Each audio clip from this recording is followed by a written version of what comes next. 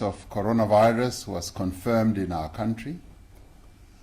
Since then, all our lives have changed in fundamental ways. As a nation, we've been forced to take aggressive action against an invincible enemy that has threatened our lives and the lives of our loved ones. We have been forced to adapt to a new way of living in a short space of time. As we enter the 5th week of an unprecedented nationwide lockdown, and as we look to the future, we should remember why we are here. The novel coronavirus, which was identified in the Chinese city of Wuhan in December last year, has spread rapidly across the world. To date, over 2.6 million confirmed cases have been reported worldwide. The actual number of people identified is likely to be far higher. The coronavirus cases, the disease known as COVID-19, a respiratory illness for which humans currently have no immunity and for which there is no cure. The coronavirus is passed from person to person in small droplets from the nose and mouth that can be transmitted by direct contact, on surfaces that we touch every day, or when an infected person coughs or sneezes when they are close to another person. Most infected people exhibit only mild symptoms.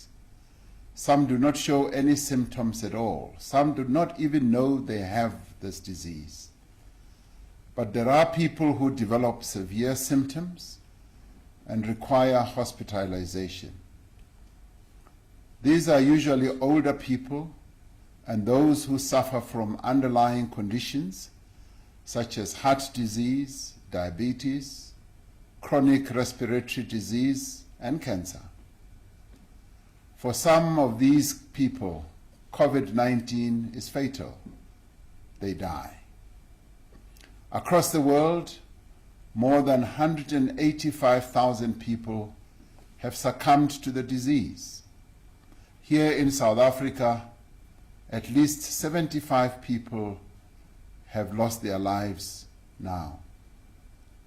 Because the coronavirus can spread so rapidly through a population, it can overwhelm even the best resourced health systems within a matter of weeks. This is what has occurred in many countries across the world. And it is precisely this that we as South Africa have gone to great lengths to prevent. Very few health systems across the world, if any, are prepared for a sudden and exponential increase in people requiring treatment for a severe respiratory illness.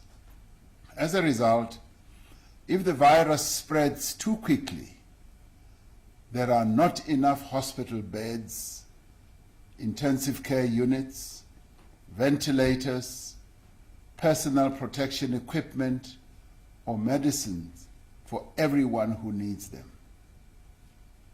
To make matters worse, people who are suffering from other conditions or need emergency procedures are unable to get the care that they need.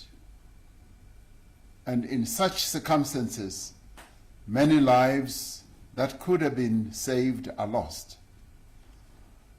I'm reiterating these basic facts, which by now are known to many of us, because they explain the actions we have taken to date and they inform the measures I am announcing this evening.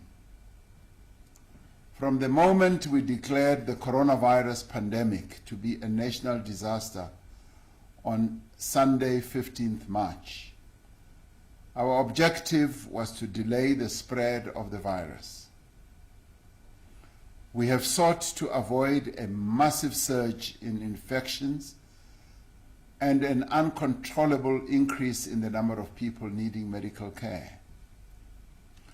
Our approach has been based on the principles of social distancing, restriction of movement, and stringent basic hygiene practices.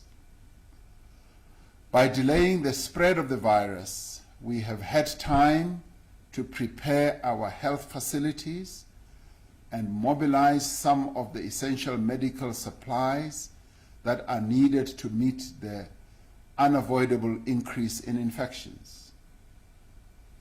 And it is in doing so that we hope to save tens of thousands of lives. There is clear evidence that the lockdown has been working.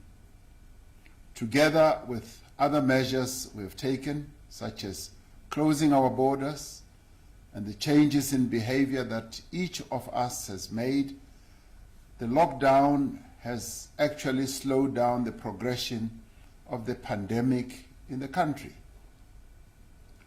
The World Health Organization has commended and praised South Africa for acting swiftly and for following scientific advice to delay the spread of the virus. Yet, while a nationwide lockdown is probably the most effective means to contain the spread of the virus, it cannot be sustained indefinitely. Our people need to eat, they need to earn a living, companies need to be able to produce and to trade, they need to generate revenue and keep their employees in employment. We have accordingly decided that beyond Thursday, the 30th of April, we should begin a gradual and phased recovery of economic activity. We will implement what we call a risk-adjusted strategy through which we take a deliberate and cautious approach to the easing of current lockdown restrictions. We have decided on this approach because there is still much that is unknown about the rate and the manner of the spread of the virus within our own population. The action we take now must therefore be measured and incremental. This approach is guided by the advice from scientists who have advised that an abrupt and uncontrolled lifting of restrictions could cause a massive resurgence in infections. We cannot take action today that we will deeply regret tomorrow. We must avoid a rushed reopening that could risk a spread which would need to be followed by another hard lockdown, as has happened in other countries. We have to balance the need to resume economic activity with the imperative to contain the virus and save lives. To achieve this, we have developed an approach that determines the measures we should have in place based on the direction of the pandemic in our country. As part of this approach, there will be 5 coronavirus levels.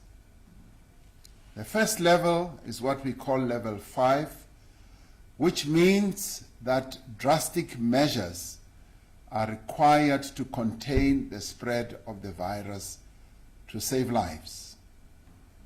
Level 4 means that some activity can be allowed to resume subject to extreme precautions required to limit community transmission and outbreaks. Level 3 involves the easing of some restrictions, including on work and social activities, to address high risk of transmission. Level 2 involves the further easing of restrictions but the maintenance of physical distancing and restrictions on some leisure and social activities to prevent a resurgence of the virus.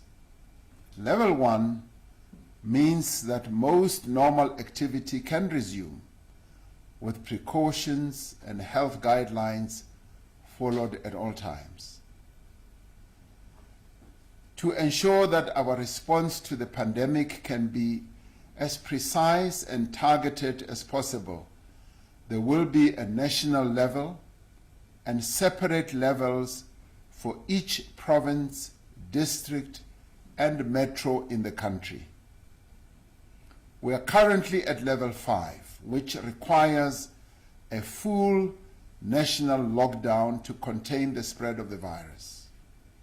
This is the highest level of lockdown and was imposed when drastic action was necessary to curb transmission.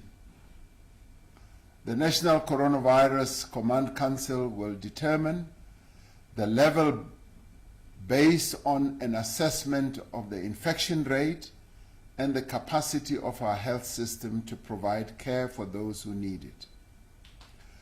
We have undertaken a detailed exercise to classify the different parts of the economy according to the risk of transmission in that sector, the expected impact of the lockdown, the economic contribution of the sector, and the effect on livelihoods. Our ministers will provide a detailed briefing on the classification of industries and how each is affected at each level. We will give all industry bodies an opportunity to consider these details and, should they wish, to make submissions before new regulations are gazetted, they are free to do so. The National Coronavirus Command Council met earlier today and determined that the National Coronavirus Alert level will be lowered from level 5 to level 4, with effect from Friday, the 1st of May. This means that some activity will be allowed to resume subject to extreme precautions to limit community transmission and outbreaks. Some businesses will be allowed to resume operations under specific conditions. Every business will have to adhere to detailed health and safety protocols to protect their employees, and workplace plans will have to be put in place to enable disease surveillance and prevent the spread of infection. All businesses that are permitted to resume operations will be required to do so in a phased manner. First, preparing the workplace for a return to operations, followed by the return of the workforce in batches of no more than 1/3 of their workforce. In some cases, a sector will not be able to return to full production during level 4, while the risk of infection remains high. These will be spelled out next week following a final round of consultations. Businesses will be encouraged to adopt a work-from-home strategy where possible. All staff who can work remotely must be allowed to do so.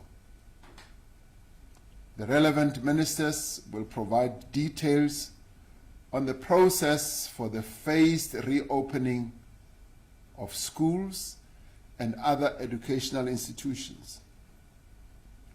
As we gradually ease the restrictions, it is necessary that many of the measures to contain the spread of the virus remain in place. When the country moves to level 4 on the 1st of May, the following will happen. Our borders will remain closed to international travel, except for the repatriation of South African nationals and foreign citizens. No travel will be allowed between provinces, except for the transportation of goods and exceptional circumstances such as funerals. Public transport will continue to operate with limitations on the number of passengers and stringent hygiene requirements, including that all passengers must wear a face mask. The public is encouraged to stay at home other than for essential personal movement, doing essential work, and work in sectors that are under controlled opening. People can exercise under strict public health conditions. That will be spelled out.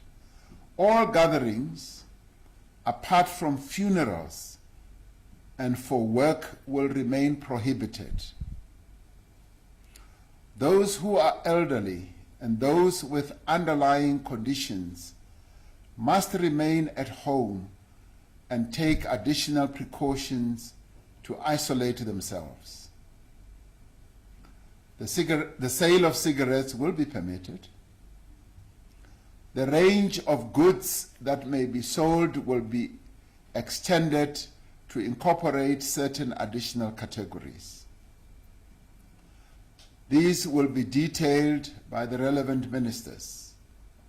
It is important to note that several restrictions will remain in place regardless of the level of alert for as long as the risk of transmission is present.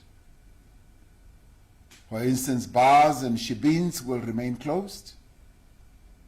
Conference and convention centers, entertainment venues, cinemas, theaters, and concerts will remain closed.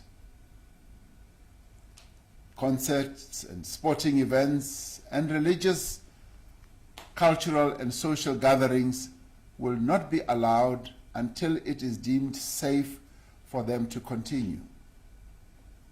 The coronavirus is spread, as we have said before, by contact between people. If people do not travel and move around, the virus does not travel. We know, for example, that just one funeral in Port St. John's in the Eastern Cape and one religious gathering in Mangaung in the Free State contributed to a spate of infections in their respective provinces. From the evidence we have, we know that 75% of confirmed coronavirus cases are found in our country in just 6 metro municipalities. And they are Johannesburg, Ekurhuleni, Cape Town, Buffalo City, eThekwini, and Mangaung. It is therefore essential that we do everything in our means to restrict the movement of people, and although it runs counter to our very nature as human beings, to reduce the contact that each of us has with each other. Ultimately, it is our own actions as individuals that will determine how quickly the virus spreads. If we all adhere to instructions and follow public health guidelines, we will keep the virus under control and will not need to reinstate the most drastic measures. We can prevent the spread of the coronavirus by doing a few simple things. As we have said in the past, washing our hands frequently with soap and water and the use of alcohol-based sanitizers. Keeping a distance of more than 1 meter between yourself and the next person, especially those who are coughing and sneezing. Try not to touch your mouth, your nose and eyes, because your hands may have touched the coronavirus on surfaces. I know this is difficult to do, but it is a precaution that we must try and practice. When you cough or sneeze, cover your mouth and nose with your bent elbow or a tissue and dispose of the tissue right away.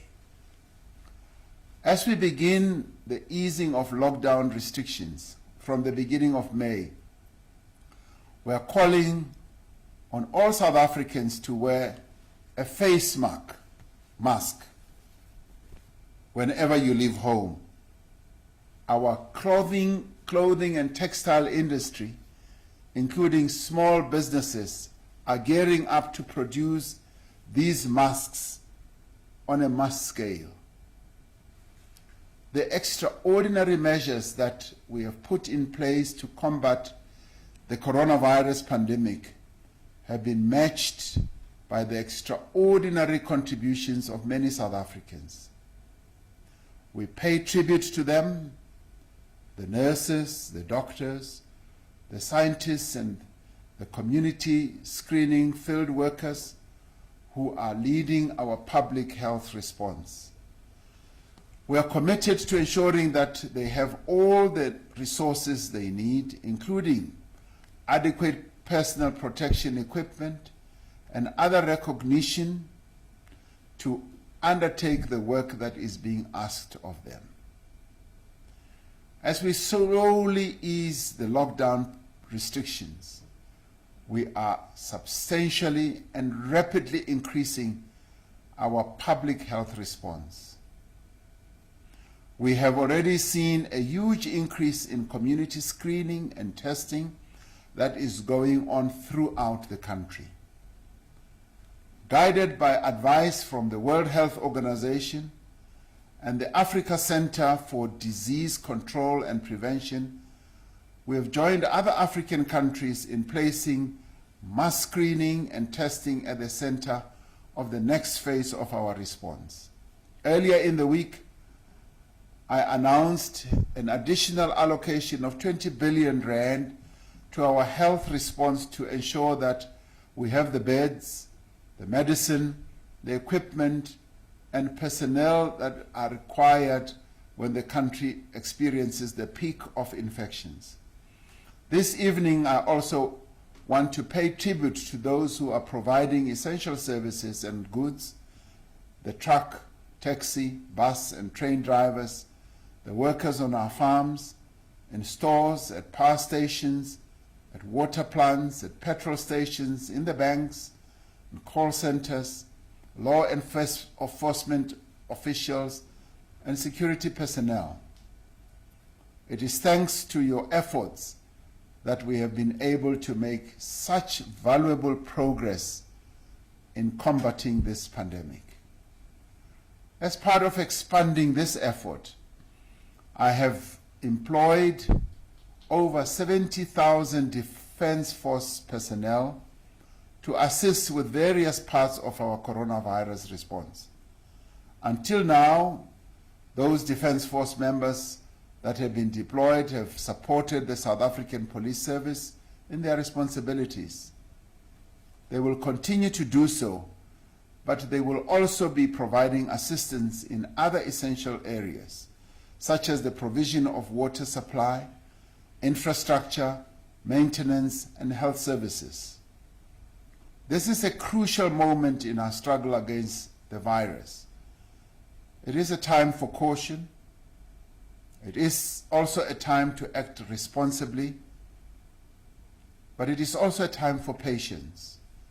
There is no person who does not want to return to work and to normal life.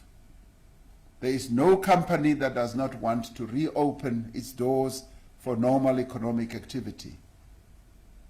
And there is no student who does not want to return to their classrooms and to their studies. Yet we are all called upon at some time in our lives to make great sacrifices for our own future and for the future of others. There are times when we must endure hardship and difficulty so that we can enjoy freedom and prosperity into the future. During the past 5 weeks, we have demonstrated to the entire world what a nation can achieve with courage, determination, and solidarity. We must not give up now. I'm asking you to stay strong and focused. I'm asking you to remain united. Let us continue staying at home. Let us continue staying safe. And thank you for all that you have done and continue to do. May God continue to bless South Africa and continue to protect her people. I thank you.